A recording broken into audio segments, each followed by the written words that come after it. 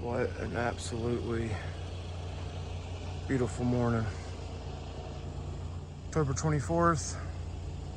It's about 47, 48 degrees right now. Let's head up there to the mountains.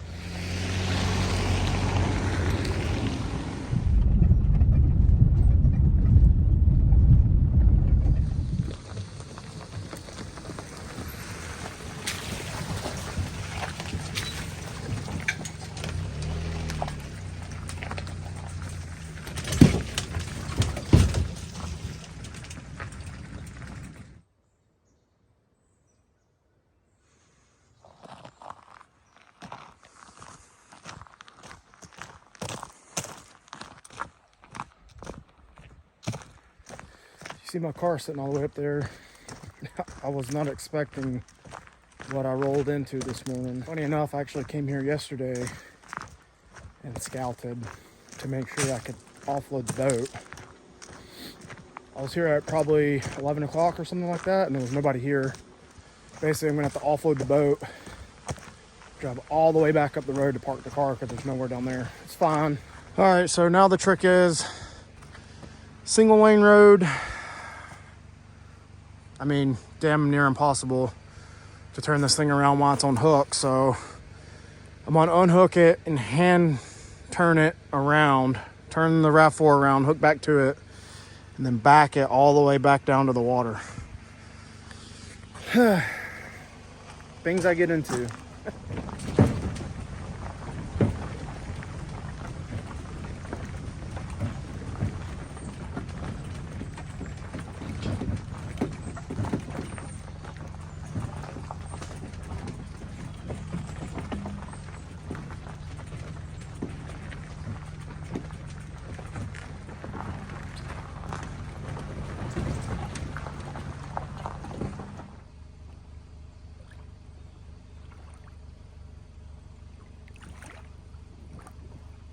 As you just seen, got back down there and unloaded. Actually, it went way easier than I expected. Only took about, I don't know, 10 minutes tops to get spun around by hand, load, hook back on the hook, and then backed all the way down. And as you can see, I'm back up here now, backed in. I'm off the road. There's plenty of place for people to drive by, so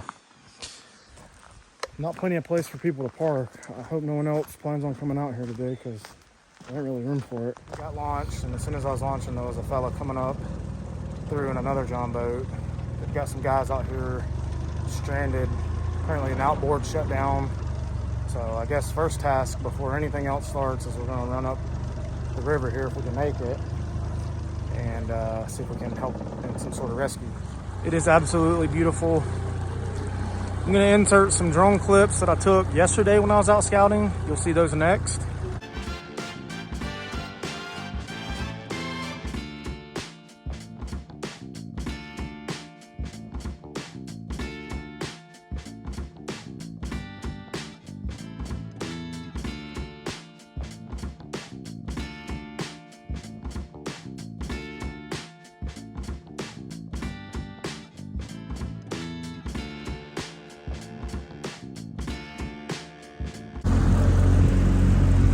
I think I found Buddy that's stuck. Said he's in a little plastic Pelican boat with a 3-horse outboard. So let's go see if we can help this fella out. So first stop out of the way. Those guys had already got their little motor back going by the time I got there. And in the time that I sat there and talked to them, they caught 5, 6, 7 fish while I was talking to them. Told me what he was using and how he was catching them. Said they take 100 of them at a time out of here in a day's worth of fishing. So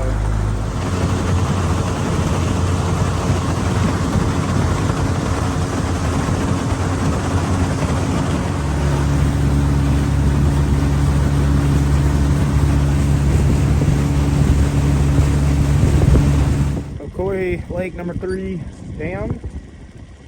This is the dam that actually, when they release it, it feeds the upper, what they call the Upper Ocoee, which would include the Olympic whitewater section from 1996.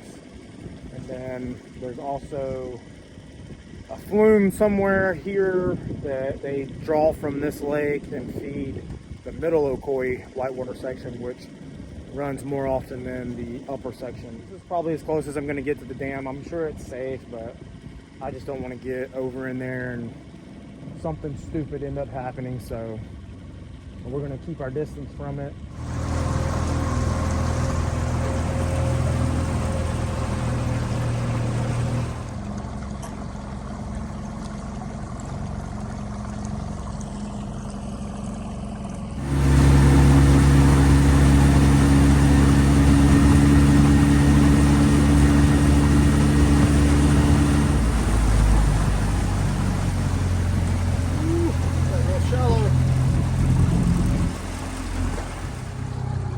Look at those colors popping.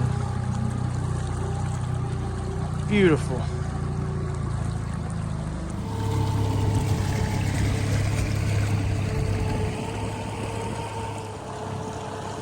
Yeah, the guy that was here yesterday told me that when they draw the lake down, the shallow spots are basically dry. I could see that.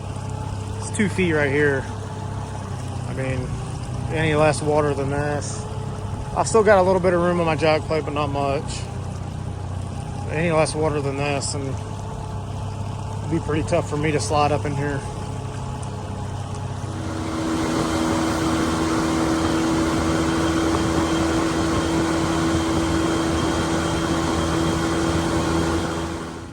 Dude, there are giant fish everywhere. Holy moly. Big old guys. I really hope that's picking up. Phew-wee. I tell you what, I usually don't get excited about fishing, but man, when you see fish that size running 20, 30 at a time, I just happen to stop and see them. I stopped because there's a little access right over there on the bank, and I wanted to check it out for camping. And there just happened to be a school of fish swimming by. Holy crap. Okay, well, I definitely don't recommend doing what I just done. Come in over there and went right across the mud flat. And I did end up stopping and raising the jack plate all the way up and trimming the motor up. Now we're back in about 3 feet of water, but that over there was less than a foot, and it was straight up mud motor through there. Made it, but I should have just went and stayed in the channel.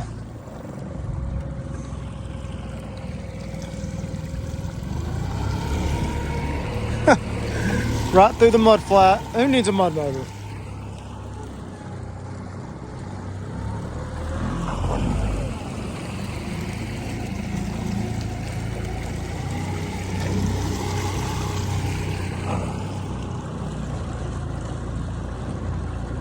I don't know if I'm going to be able to. I was hoping to get over in this channel and it'd be a little deeper, but it's not looking great. And this is what happens when you use an outboard for a mud motor. It is clogged up pretty good. We're going to have to clean that out. Oh well, part of it. Telltale never peed brown, so I was sending it. Again, I don't recommend doing that, but we're here, we're doing it. All right, prop cleaned out. Telltale still peeing clear. I've got power back. All right, now this little channel that I'm in at the back of this cove is actually really cool. This is the kind of stuff that I've been waiting to get the boat out on. It's just a matter of finding something like this. So I think I've finally located at least a little piece of what I really intended the boat to do.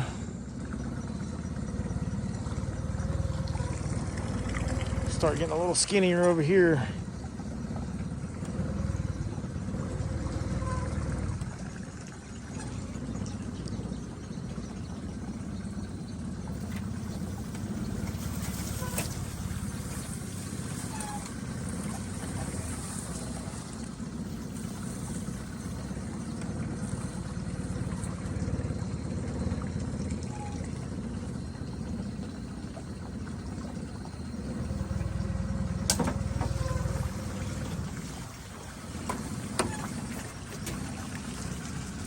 Oh God, gonna knock me off the boat. Really hope there ain't no bees in any of these trees, because I'm gonna piss them off if there is. I'm gonna get low for this.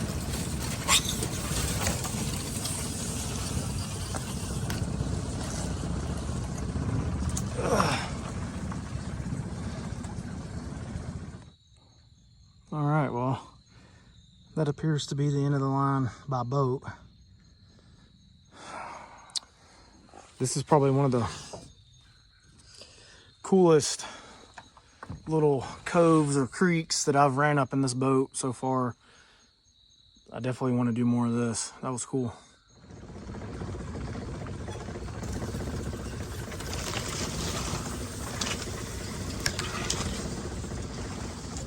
Such a cool little area.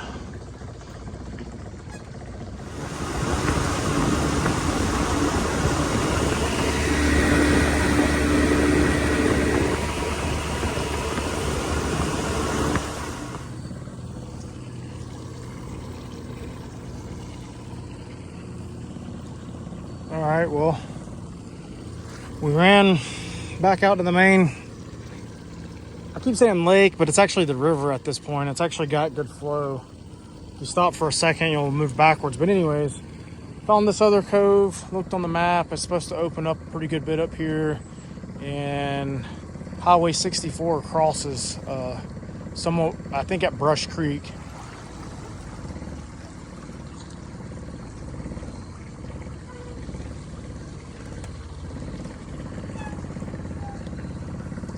I can hear 64 right around the corner, but there's just no way to get to it currently.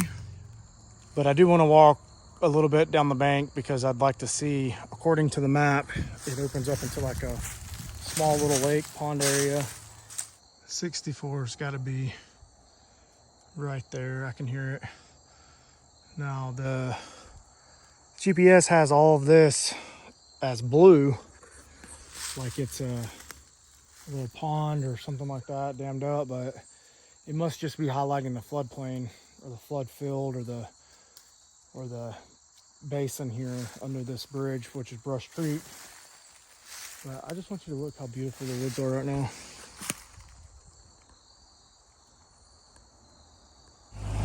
Anyways, we've arrived at the island, and this is one of the places that I did want to come check out for sure. This is supposed to be some camping here. I've seen where there may be people have tried to build like little shelters or something up in here. So we're definitely gonna check this out. It's getting super shallow over here now. It's like a whole dock full of tires. There's honestly no telling what's in this river that's washed down from thousands of cans. Holy moly. All right, well, we're definitely gonna check out the island, but we're gonna see how far upriver we can make it. A piece up the Ocoee now, headed towards McKaysville. Not too many more turns, we'll see Grassy Creek Bridge.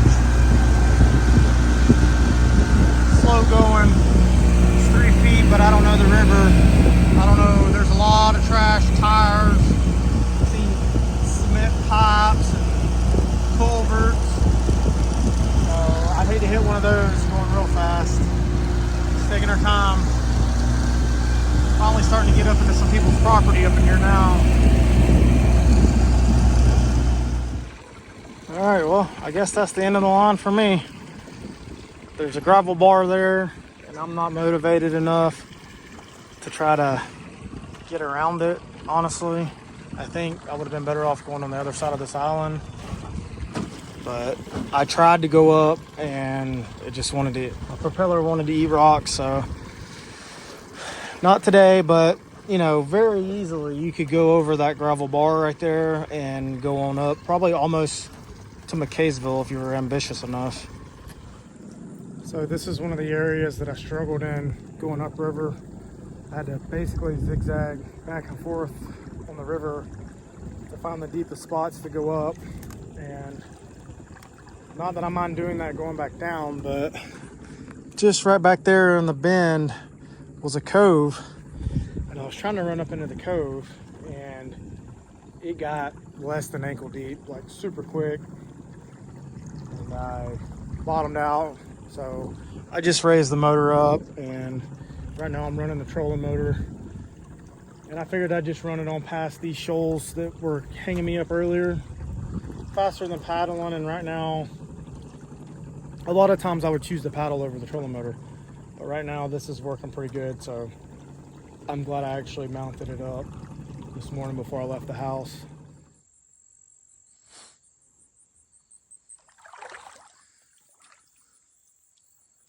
Made it back down to this island, got tied off.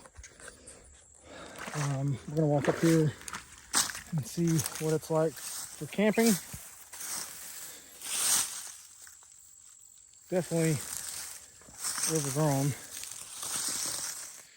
Plenty of places to hang a hammock with a little bit of cleanup. Decent places to put a tent right here. So I watched another YouTube video, can't remember the guy's name, but he came up to this island on a kayak, and he was talking about some of the stuff here on the island.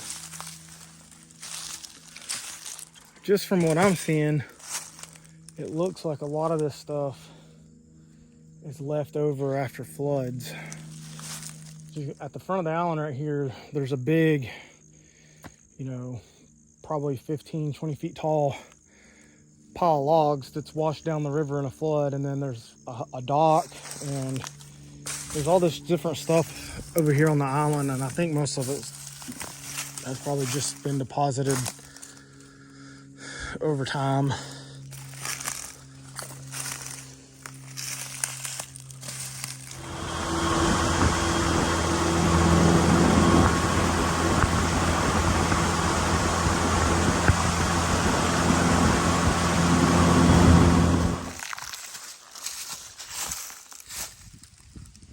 So the only downfall I can see at the moment is it's not flat. Now, it probably could be flat enough for a tent, a smaller tent, but it is most definitely perfect for hammock camping.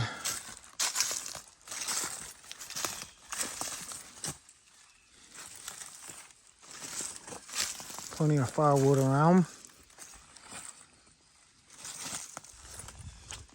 And right behind the boat, probably 20 yards, it drops off to like 15 feet. So could actually also fish from here.